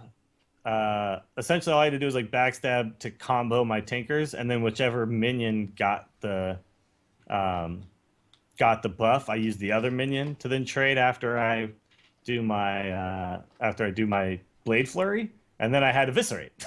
So it was like I had plenty of damage, But yeah, it was just I got tunnel visioned on just clearing the taunt and not on the lethal, and that was actually what happened there. That was just me showing my inexperience with a deck that I decided to bring to the tournament because I didn't want to bring the decks everyone's going to bring. Everyone brought essentially Druid and Paladin, right? And I brought those too, but I was like, I want to bring something different. And the other thing was I knew the deck was good because I played a bunch of ladder with it and I was doing well with it. And then, so I knew it was good, but I didn't play enough. I maybe played like 20 games total with it. And that's not enough to kind of get the intricacies of how you get bursty lethal with that deck, which is a big part of it. If anybody's curious about it, it's Dark Wannix's rogue deck, and it's got things like Ragnaros and stuff as finishers, but it's also got all these finishers through the ability to prep out a bunch of damage spells and things like that, and buff your dagger a lot, and then Blade Flurry with your with the huge daggers and stuff. So it's it's a really cool deck, and I think that if I had played it. If I'd have just had lethal there, I mean, obviously, I'd played well enough to get to a point where I had a chance to win the game. But unfortunately, I got too wrapped up in trying to control the board and everything. And that's something that you got to be aware of is try not to tunnel vision. And I say this all the time, but it's hard to also do every single time. But I essentially tunnel visioned into controlling the board and not just killing the guy. So that was my mistake. And I really should have just taken a deck I'd played more if I was really taking it seriously.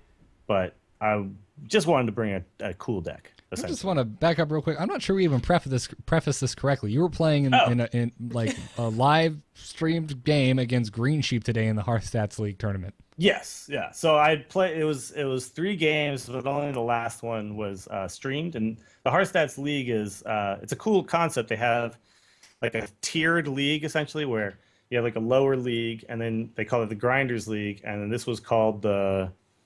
What was it called? Something else. I can't remember. But this was like essentially from the Grinders League, you qualify for this Challengers League, is what it was called. And then from there, you play group stages, and then you can earn your way into just like a knockout tournament at that point. And the knockout tournament will then have cash prizes and all that stuff. So I was in the Challengers League, so I played 3 games. I won my first match. I can't remember the name of the guy I played, but both of those guys that I played both said that they were fans of the Angry Chicken, the first 2 guys. So that was kind of cool. Awesome. Yeah, and I lost my second match 2-0 pretty decisively. I just drew really terribly, and the Druid I was playing against, it was pretty good, drew really well, and just kind of just owned my face pretty fast. And then the Green Sheep match was actually... Didn't you say you liked Green Sheep a lot when we were talking about... Was that you, Garrett? Oh, yeah, back when he was kind of popularizing a tournament shaman deck, back when he first kind of broke onto the scene. I really enjoyed watching him play. Yeah, he's a really good player. So, I knew that my work was cut out for me, but I essentially missed lethal in that one situation, just couldn't bring it back. And then I had a chance at a rag play, and I actually screwed that up too because I was like kind of bummed. I don't know if YOLO this ever rag. happens to anybody on the ladder, but if you miss lethal and you do, because I immediately knew it right after it happened, I was like, oh my god, there's a prep in my hand too. Sad. Yeah, I was I super was just sad. like, no. I was like, oh, and then it's just like, well, and then he like anti-heel botted back, and it was like, oh, okay, well, But essentially, like I then had to play this YOLO rag turn, and I knew that it was either rag kills him or I lose, but I still didn't dagger up and kill the 2-1, which is what I should have done. And so I even made a big mistake on that play. And I could have given myself a 33% chance to still come out ahead in a game that I played pretty badly. So, but instead I gave myself only a 25% chance. So anyway, it was fine. It was a learning experience. There's a couple things to do. Don't tunnel vision. Probably play a deck you're experienced with if you're going to play a tournament. And also don't stay up till 4:30 in the morning streaming the night before when you have to play at 10 a.m. What? Other things you shouldn't do. But I don't believe you, sir. Other things you should not do. I played in a Magic tournament this weekend, and it didn't. My first game didn't start till 1:30 a.m., and I got home at 6:30 in the morning. Wow. Holy crap. And I made top 10. Woo! That's brutal, dude. Wow. Yeah. So anyway, I had a lot of fun though, and I won my first match, and I was in a pretty good spot. All I had to do was just win one of the other 2 matches, and I couldn't pull it off. So it's all right. I think I easily could have beat. I mean, if anything, I know that I have the ability to do it. I just need to buckle down and pay more attention to what I'm doing. Just takes more practice is all it is. Yeah, more practice. Yeah, I like that deck a lot though. So I recommend anybody who feels like Rogue might be dead. There's a viable Rogue deck out there, man. You just gotta go try it out. Yeah, and that thing is not easy to play. No, not a There's beginner's a lot of deck. complex decisions. Yeah, absolutely. So, well, you did good, man. I mean, you got my text afterwards. It's like effing mages, man. Effing mages. Well, that freeze mage, I could have beat that freeze mage with the rogue deck, but not with the pally deck. The pally deck is just all I have is minion damage in that pally deck, and all he has is stall. And also, he drew perfectly. I didn't watch the VOD or anything. I didn't see exactly what his draws were, but he had like a bunch of draw early, right into a bunch of stall, right into like the Alex Straza, right into Frostbolt, Fireball, Ice Lance. Like it was exactly what you need. And that's he just if had you draw exactly that way, that freeze mage never loses. So yeah, he had lethal just chilling in his hand. Yeah, he was just like, all right, and I'm not under pressure because I could just keep freezing your stuff. So I just, I had in that game, I literally the way that they drew, it didn't matter what I did. I could have done different plays, but none of them would have ended with me winning that game with those particular draws, and that's how it works sometimes, especially with a matchup like that. A bad matchup for you, it's just absolutely not gonna work. So, yeah. Moral of the story: sleep better, don't miss lethal, and don't miss lethal. Number one rule of the story: don't miss. And even if you do miss lethal, still try your best afterwards. Don't just get down. Don't let it get to you. Don't just yellow rag. Well, do YOLO rag, but within reason. Yeah. That was my only way to win at that point. If it's within reason, it's not YOLO, sir. Exactly. Yeah, I knew that I would live more than once. Well, no. Okay. I knew I would only live once, but that was not the reason why I played the rag. Delightful. Well, let's take some emails before we end today's show. Hello? Hello, it's me. Hello? Just quickly, do you get my message? Yep. Oh. Hello, brother. You can send your emails to tacpodcast@gmail.com. Jocelyn, who's our first email today from? First email comes to us from Kevin. He says, "Hey peeps." Made me laugh. See what I am not. I am not covered in sugar, sir. I am not a marshmallow covered in sugar. I am just a marshmallow. He says, "You were talking about adding more dragons, and I instantly thought of the WoW TCG. They had all 4 aspects represented with different types of effects for each aspect. Red buffed your other allies, giving everything +1 attack on your turn or everything charge. Green messed with resources, letting you draw extra cards. Blue gave spell power, did things when you played other cards. So when you play a paladin, you draw a card. Bronze gave buffs and did damage if you were out of mana when you played the card. So thematically, they manipulate time to come in at just the right moment to be extra effective. And black did stuff when things died. So when an obsidian dragon would die, do 2 damage to a random enemy minion. Bronze in particular seems interesting. For example, Battlecry, if you have 0 mana, get +2/+2, or Battlecry, if you have 0 mana, draw a card to bring into Hearthstone. What do you think of incorporating some of these effects? Bring on a dragon expansion. As always, love the show. I want to see a dragon expansion so bad, but this whole bronze idea is so cool. The whole 0 mana and you get to do something because they're all crazy time dragons. Man, I want that so bad. Yeah, I do like that because right now all we have is Nose Dormu, and his effect is terrible. Yeah. It's He's just interesting. fun.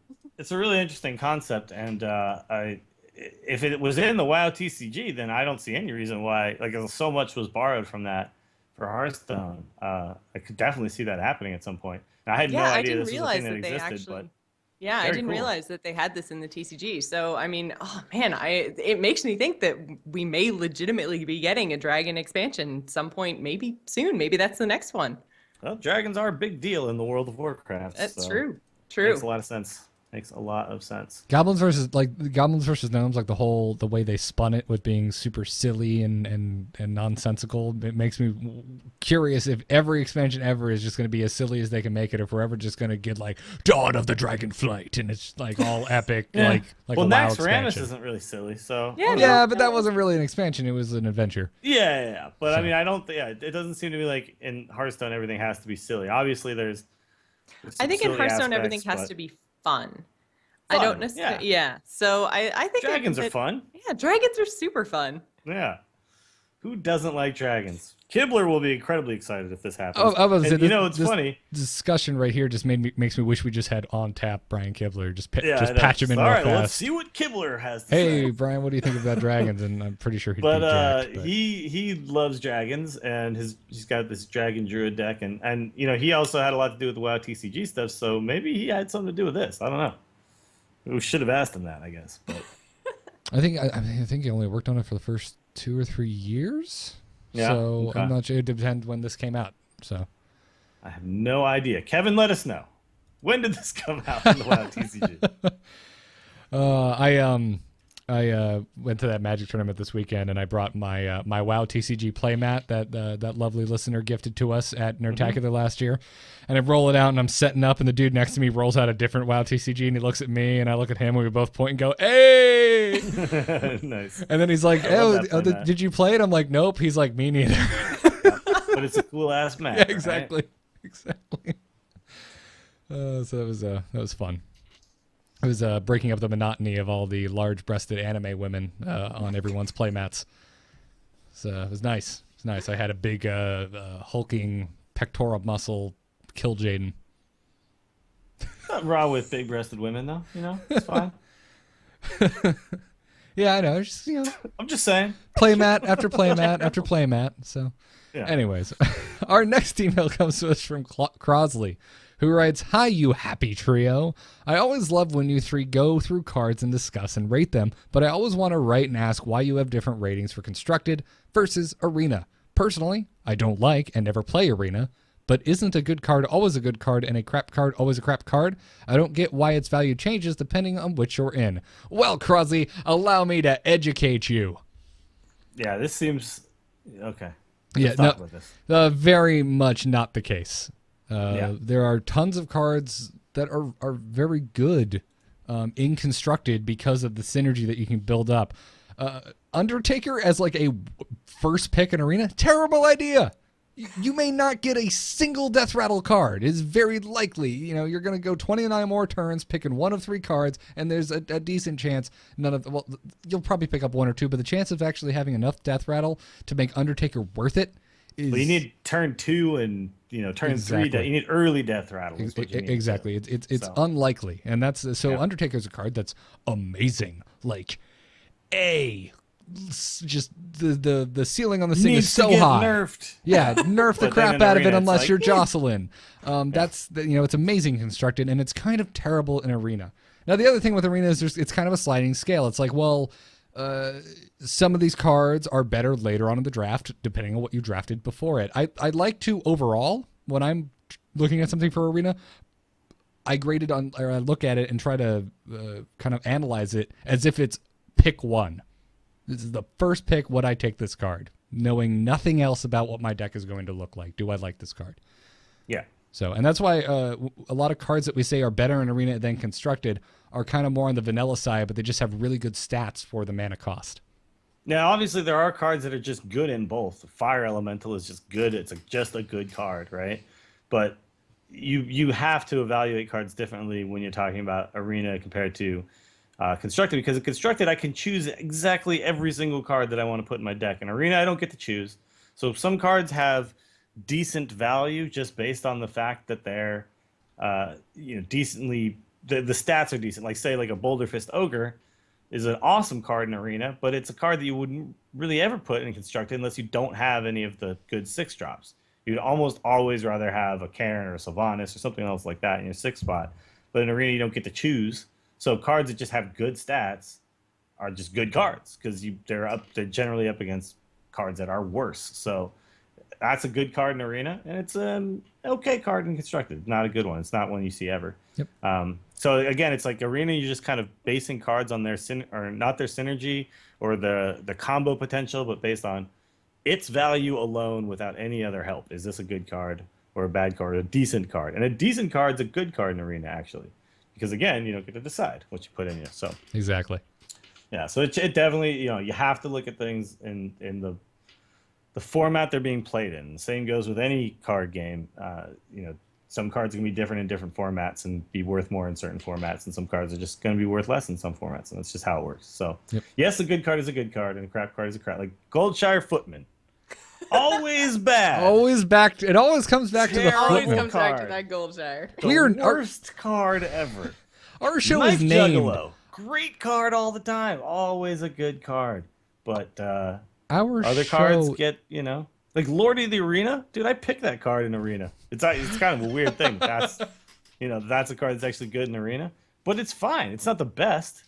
I mean, I would pick an Ogre over Lord of the Arena, but there's a lot of situations where that card's still 2-for-1s in a lot of cases. So, those are just examples of why. But Garrett's exactly right. It's just, you got to look at a card by itself, not based on its synergy. Absolutely. There are definitely cards that are equally as awesome in both. Just about every weapon I can think of is, if it's good, it's good in both.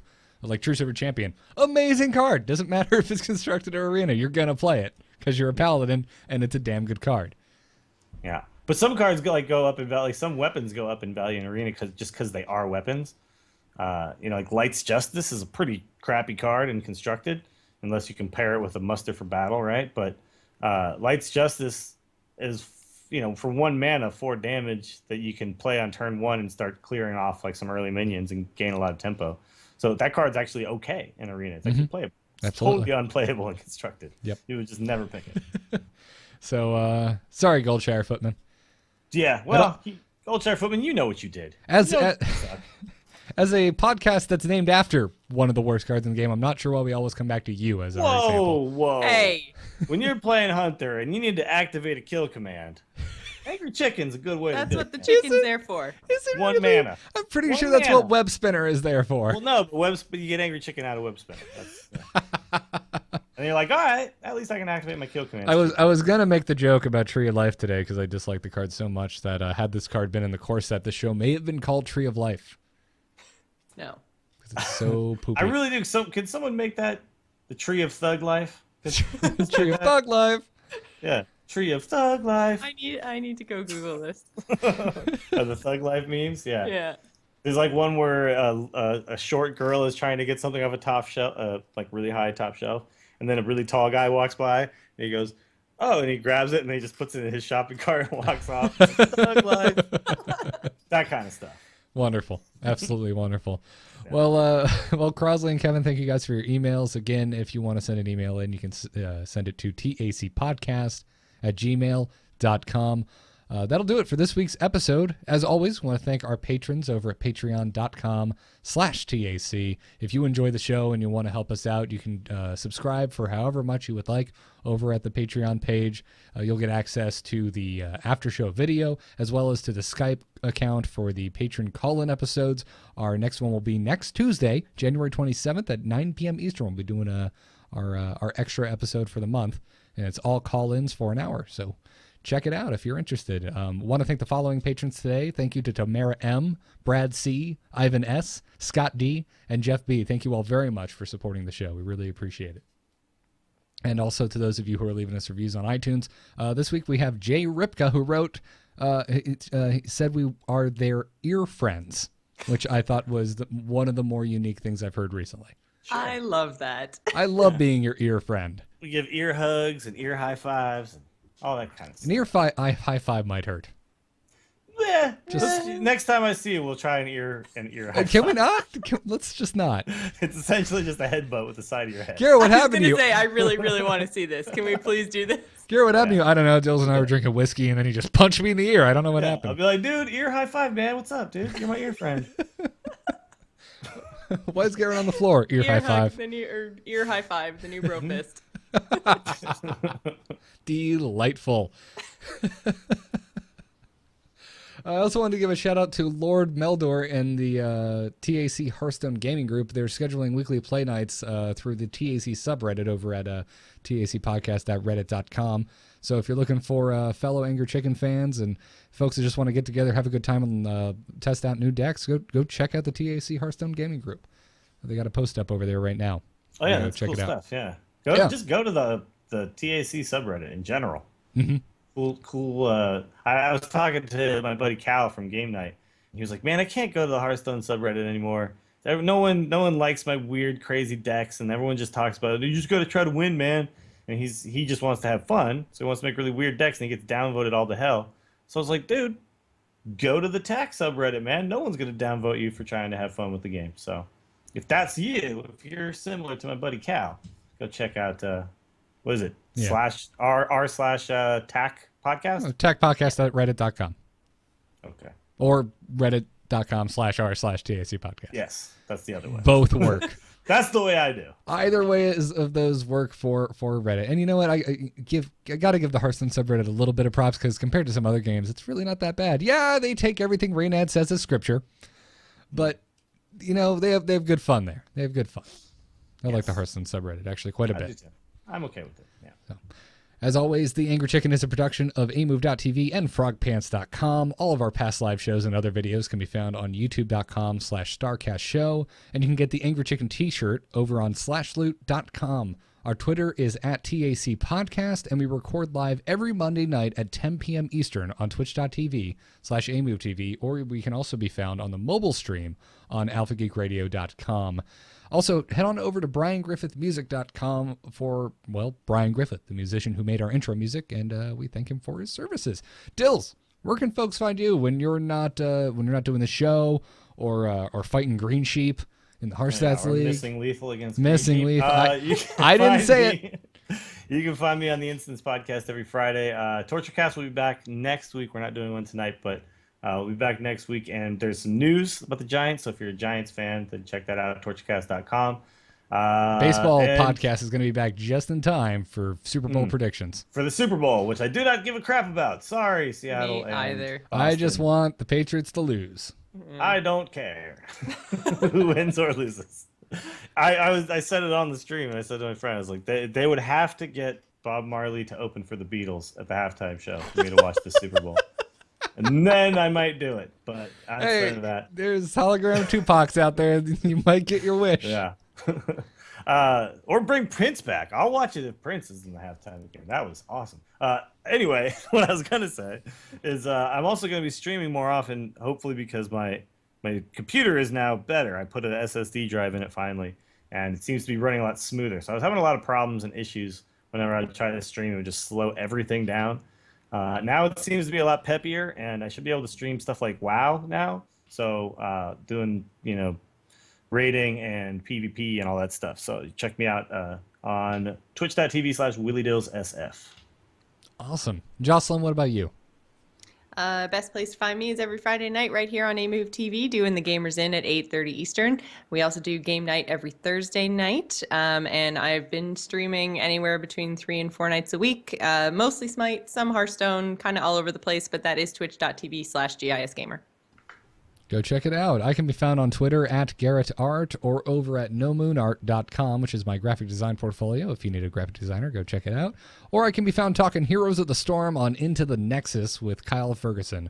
It's every Thursday at 8 p.m. Eastern, right here on twitch.tv/amovetv. That game is super fun right now. They added so much awesome. Love draft mode. I Love haven't Thrall. played any of the league yet. How is that? It's Is it good? really good. You need to be Yeah? account level 30 and have 10 heroes owned.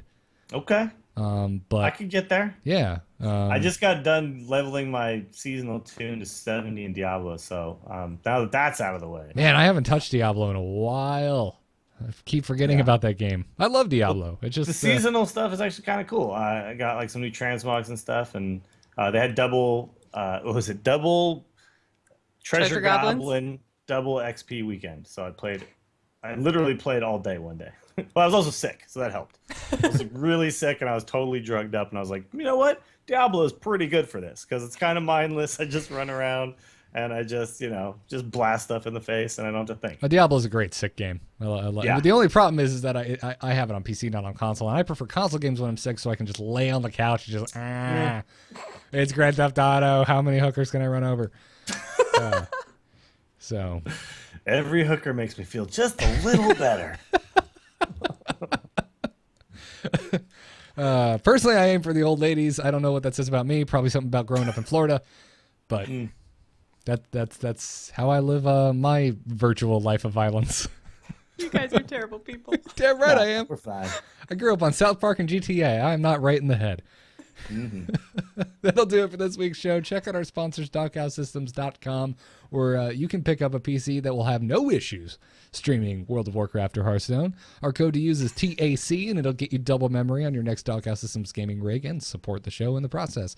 We thank them for their support. We thank you all for listening. We will see you next week for episode 63 of The Angry Chicken. But until then, job's done. Job's done. Job's done. Yes! And come out to the Fireside Gathering in Orlando this Saturday. I forgot to pimp it again. Yes! Shameless self-promotion. Do that as well.